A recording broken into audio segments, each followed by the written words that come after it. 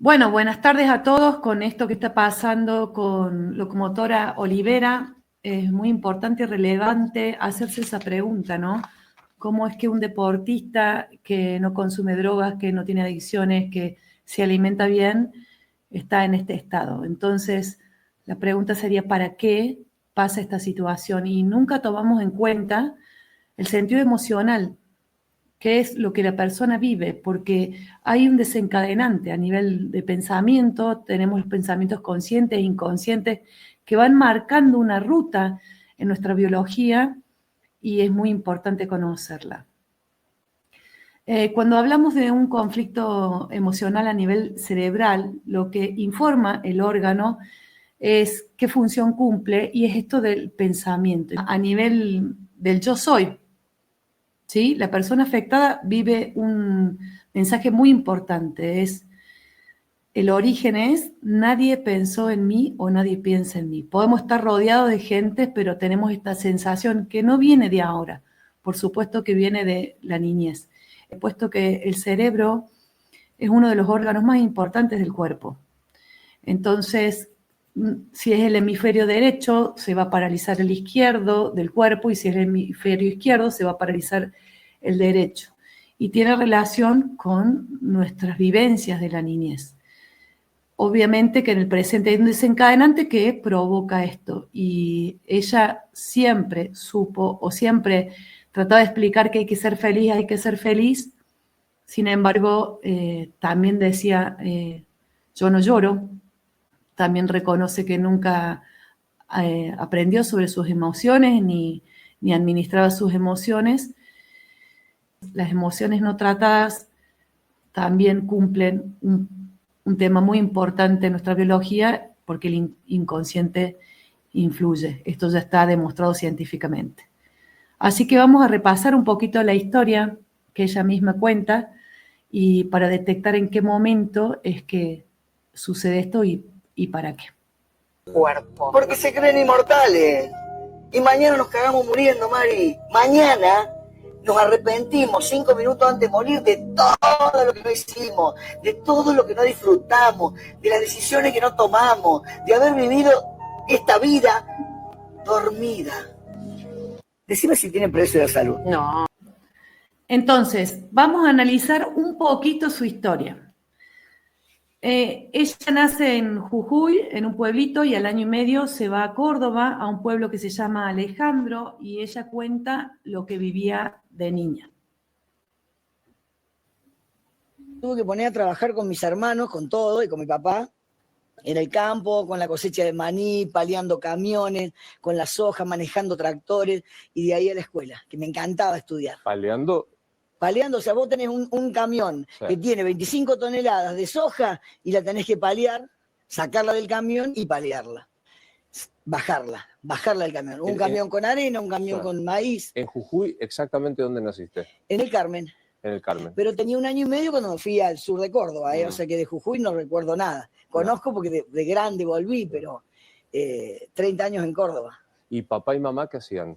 Papá, o sea, mi mamá salía a vender, era comerciante, salía por los campos, porque en los campos antes, hace 40 años, no era fácil ir al pueblo y comprar. Entonces ella le vendía fuentones, lavatorio, camisas de grafa, de bombacha de gaucho, o sea, todo lo que hace falta. Y ella iba a los campos y ya tenía sus clientes y recorría. Entonces, ahí lo vemos claro, contexto de tiempo y espacio. Con 7 años, ella niña, en el campo trabajando, mamá no estaba.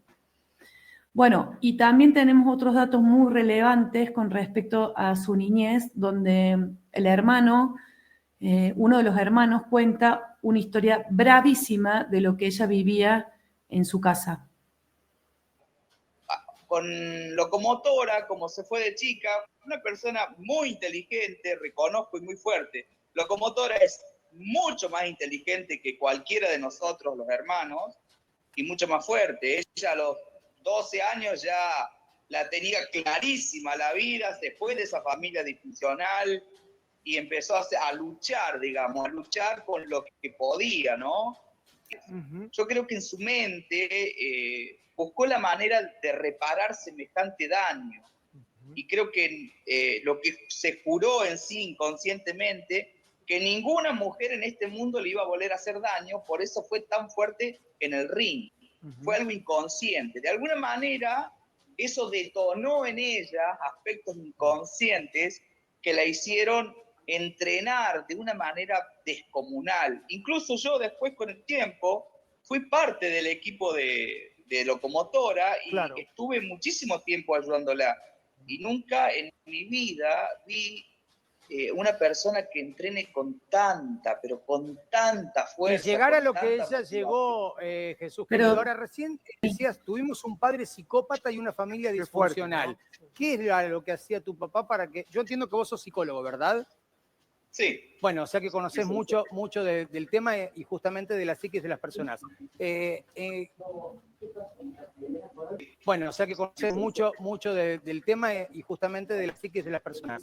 ¿Qué demostraba que tu papá sea psicópata? ¿Qué comportamiento tenía para con la familia?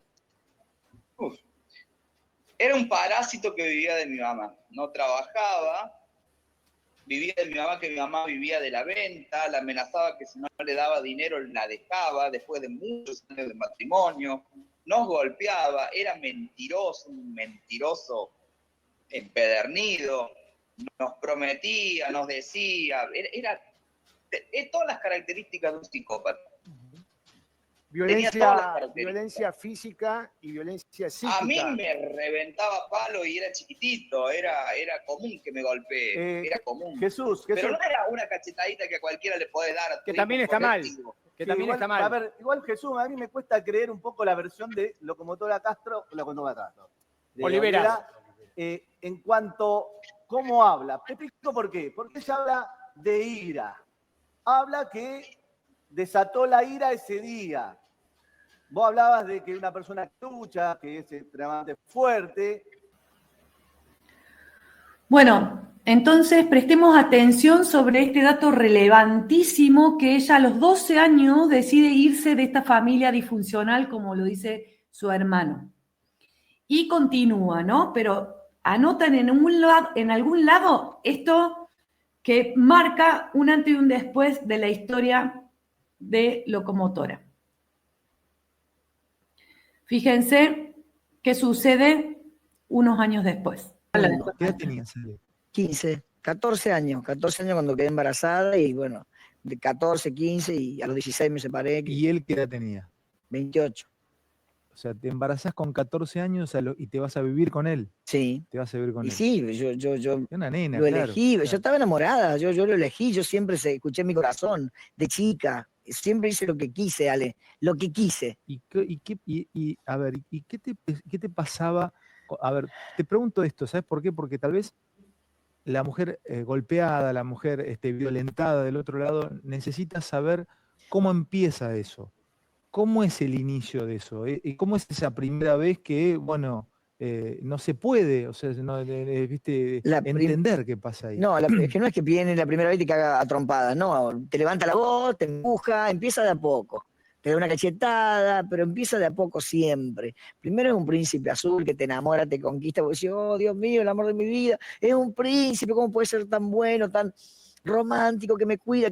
Y después, de a poco, se apodera de vos y se muestra macho y es un cobarde de mierda. Pero es de a poco, no es que te pegan la primera vez que te ven y te cagan a palo, no, porque si no, cualquiera se va a la mierda. Te enamoran primero, te atrapan primero, se apoderan de vos. Son psicópatas. ¿Y qué hiciste? ¿Cómo manejaste eso? ¿Cómo te Yo estaba embarazada, Ale, yo enamorada, embarazada. Primero que me pegó la primera vez.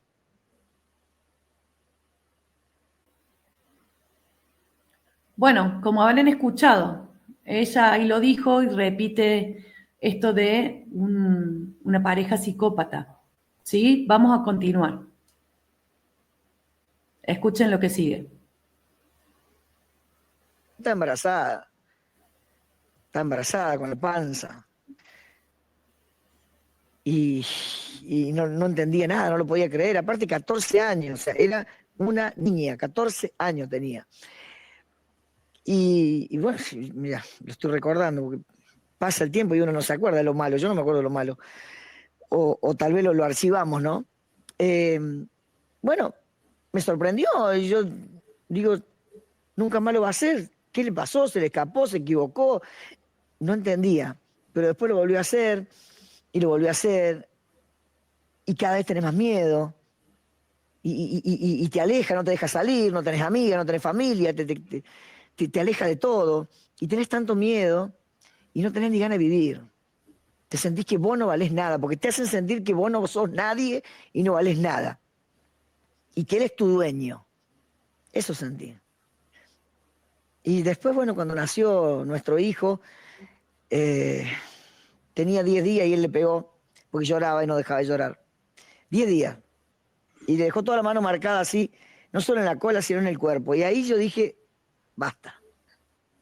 Basta. Yo no quiero esto para mi vida ni para mi hijo. Esto es un infierno. Yo prefiero estar muerta, no quiero vivir así. Y dije, algún día él va a sentir lo que siento yo. Él va a sentir lo que siento yo. Porque yo siempre fui fuerte. Eso fue, digamos... Sale que me lo contás y se te empieza a cerrar la garganta. Se me cierra la garganta, ¿te diste cuenta? Sí. Te juro, se me cierra la garganta.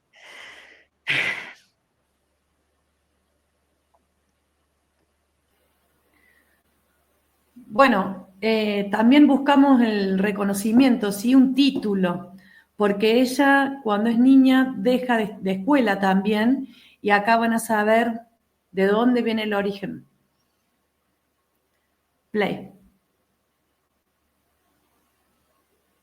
Sí, fui a la escuela y la pasé muy mal en la escuela. ¿Por qué? Porque a mí me encantaba estudiar, me gustaba mucho estudiar. Cuando me tocaba una lección, yo estudiaba con libros. Mi papá tenía mucha cultura, mi viejo mucha cultura, porque mis abuelos eran docentes también en Mendoza. Y cuando daba una lección me tenían que decir basta, porque yo sabía mucho, era la mejor.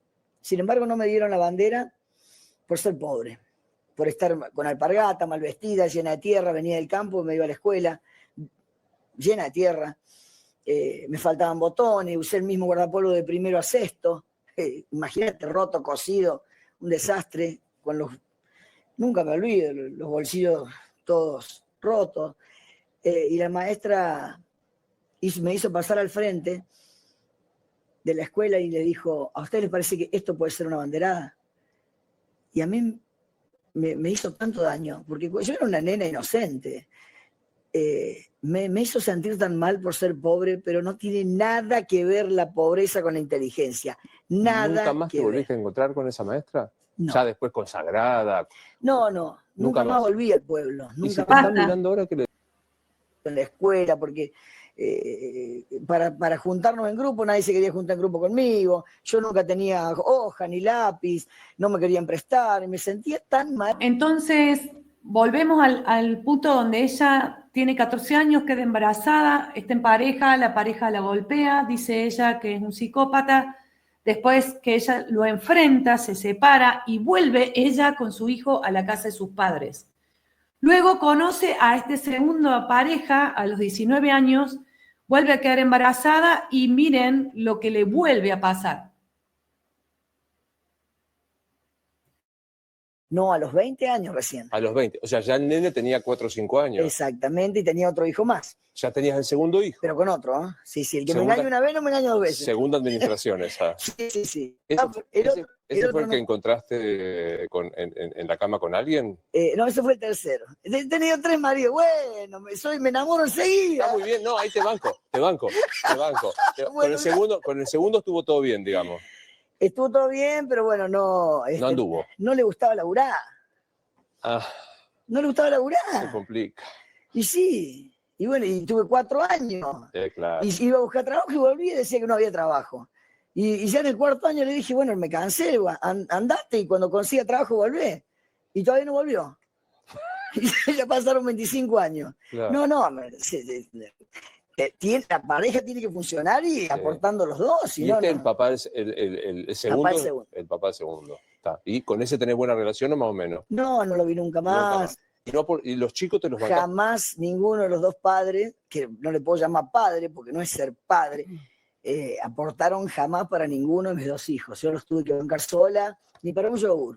Lo bancaste acá. Sola, trabajar, y ni verlos tampoco. O sea, a veces hay personas, lamentablemente, que se olvidan, tienen un hijo como si fuese, tengo, no sé, una tortuga, un grillo. Y es lamentable cuántas madres y cuántos padres, que le padres también, que le dejan los hijos y se desaparecen. Total. Es lamentable. Bueno, 20 la Yarará.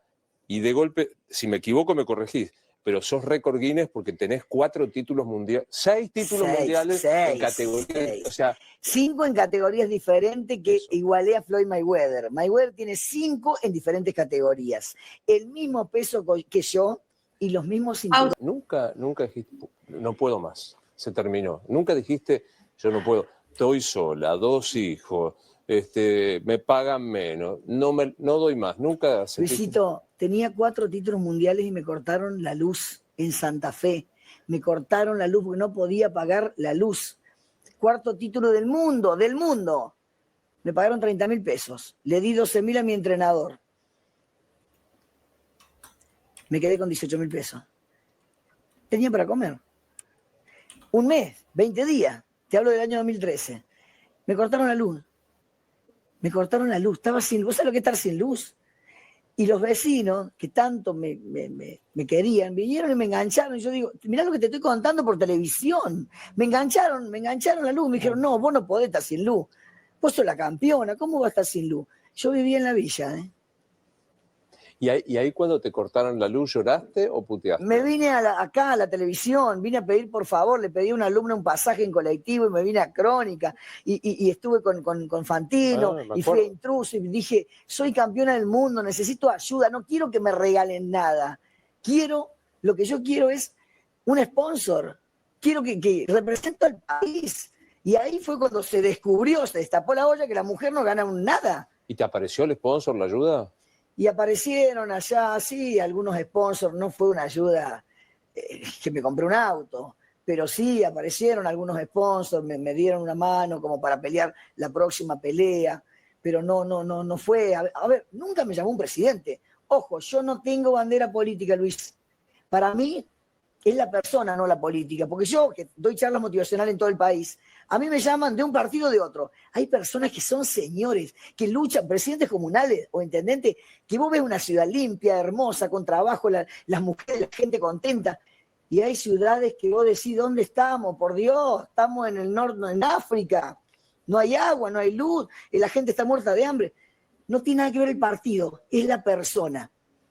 Podemos volver a observar este constante de estar sola, ¿no? Alejandra Locomotora Oliveras, acá en esta noticia, dice, habló sobre sus hijos, lo crié sola con mucho esfuerzo, y fíjense que dice que ella vivía en la villa, que iba a entrenar 10 horas, y que los 2 hijos, con 4 años, ya sabían cocinarse. ¿Sí? Dice, la exboxeadora argentina que ganó 4 títulos mundiales reflexionó sobre los jóvenes que los educó para que sean independientes. A los 4 años ya sabían cocinar y se cuidaban cuando yo tenía que pelear o concentrar.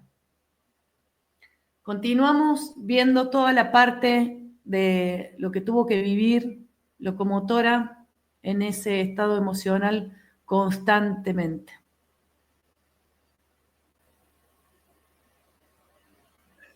Y fíjense, ¿no? Lo que la boca calla, el cuerpo habla, y ella misma lo reconoce. Ella no se permitía llorar.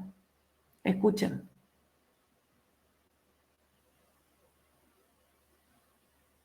¿Por qué llorás? ¿Por qué lloro? Sí. Yo no lloro. Las mariconas lloran. ¿No llorás? No. ¿Por qué llorar? ¿Y qué sé yo? Porque una no te sale y te da de llorar. Me enojo. No lloro. Sí, no te quiero ver enojada. No, yo me enojo. ¿Por qué llorar? Las mariconas lloran.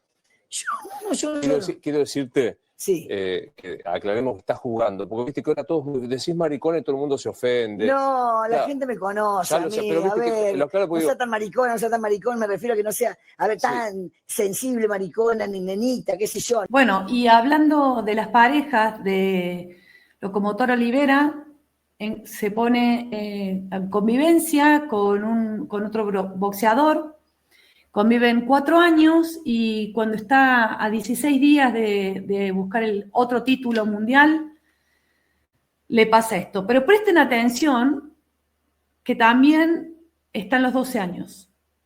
Escuchen. ¿Qué pasa por tu mente, no?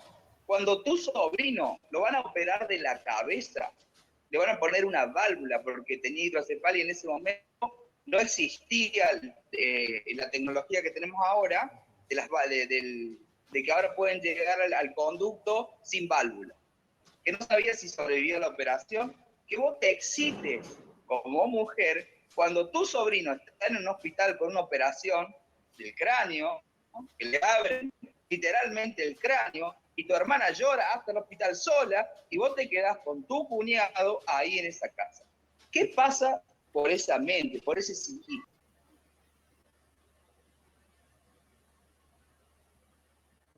Rojo es la ira.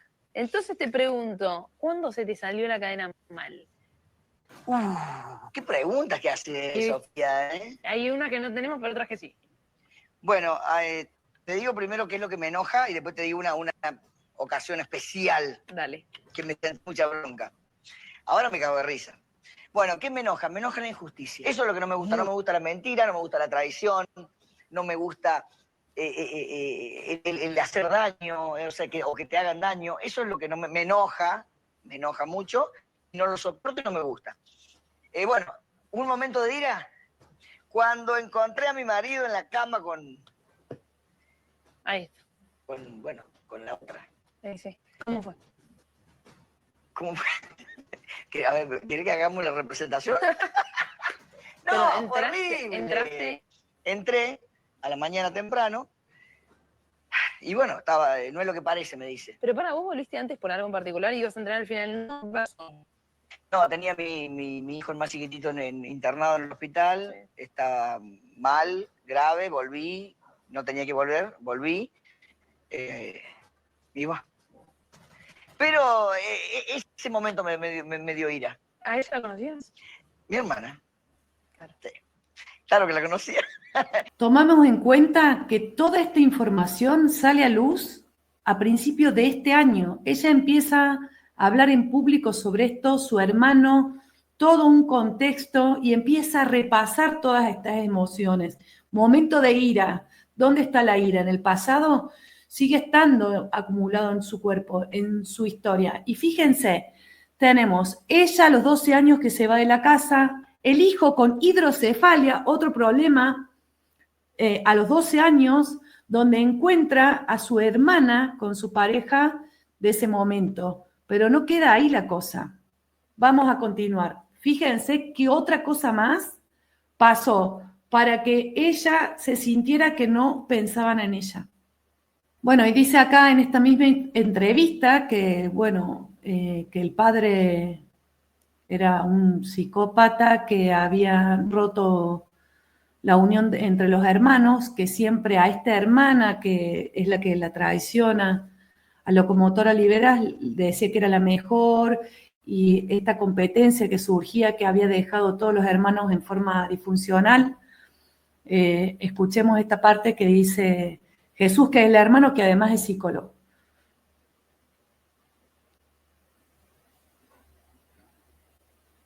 Que podía contra todo, y cuando Alejandra empieza a boxear y a tener sus principales títulos, dice, yo esta la bajo. ¿Pero por qué a la hermana la va a bajar? Y porque había un papá que te decía, vos sos la más linda, vos sos la que podés, tus hermanos son una cagada, no sirve uno es fea, el otro es gordo, el otro es chueco, el otro... Porque claro, estamos hablando de un papá que crió a esos hijos de una manera muy, pero muy mal. Ahora, todo esto, Jesús, la hermana se termina acostando con le dio fuerza, el marido, el novio de ese la otra. papá equivocado. Jesús dice, mi papá fue psicópata, un vago, le daba esa fuerza a esa hermana, en donde esa hermana no la paraba nadie. O sea, se creía que podía contra todo, y cuando Alejandra empieza a boxear y a tener sus principales títulos, dice, yo esta la bajo, pero ¿por qué a la hermana la va a bajar? Y porque había un papá que te decía, vos sos la más linda, vos sos la que podés, tus hermanos son una cagada, no sirve ninguno, una es fea, el otro es gordo, el otro es chueco, el otro... Porque estamos hablando de un papá que crió a esos hijos de una manera muy, pero muy mal. Bueno, entonces escuchen ahora la historia de la madre. ¿Cómo es que la madre tiene esta costumbre de dejar los niños solos, de estar con una persona que golpeaba a sus hijos? ¿Cómo se va repitiendo la historia familiar? Escuchen atentamente. ¿Se acuerdan que les dije, anoten tema de 12 años? ¿Qué pasó a los 12 años? Escuchen ahora. A todo esto, Jesús, ¿qué podía hacer o qué papel jugaba o podía ejercer tu vieja? Pobre mi vieja, mirá, pobre vieja, fue una víctima. A ver. Una víctima. Mi vieja fue criada, imagínate, gitanos, una minoría de personas que lamentablemente no llevan a su familia a la escuela, los hacen trabajar desde los 4 años vendiendo, les enseñan a estafar. Vamos a decir lo que en sí era la cultura gitana hace por lo menos 30 años atrás, no sé ahora, pero la cultura gitana o lo que le tocó a mi mamá y a todos mis parientes eran personas que los hacían trabajar, no los llevaban a la escuela y los dañaban psicológicamente. Y mi mamá eligió un modelo de marido como tuvo de familia. Le mataron al padre cuando mi mamá tenía 11 años. ¡Qué historia! Imagínate. Fíjense acá también cómo se repite el patrón de la traición, ¿no? El hermano de la mamá mata a cuchillazos al papá de la mamá de Locomotora Olivera. Escuchemos.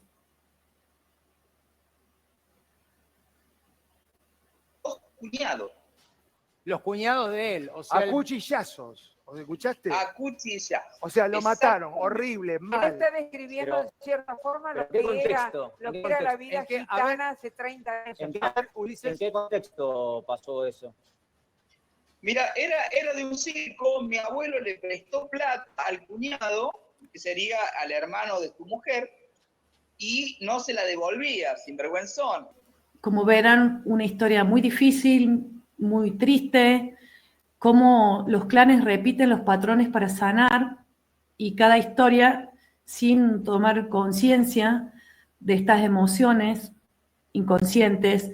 Tenemos a la mamá de Locomotora Olivera, que de chiquita la mandan a trabajar, vive su niñez en soledad, a los 12 años vive la traición familiar donde matan al padre, luego Olivera lo mismo, repite traiciones, que no trabajan, sola cuando era chica trabajando de chiquita, se va a los 12 años y después cuando le encuentra la hermana con la última pareja tiene un hijo que está en cirugía con 12 años de hidrocefalia, otra vez una sensación de soledad enorme y ella al no permitirse llorar porque pensamos que volver al pasado y remover eso nos hace daño, pero todo lo que no expresamos vuelve a repetir y ahora estamos pasando por estos momentos donde ella está transcurriendo este ACV.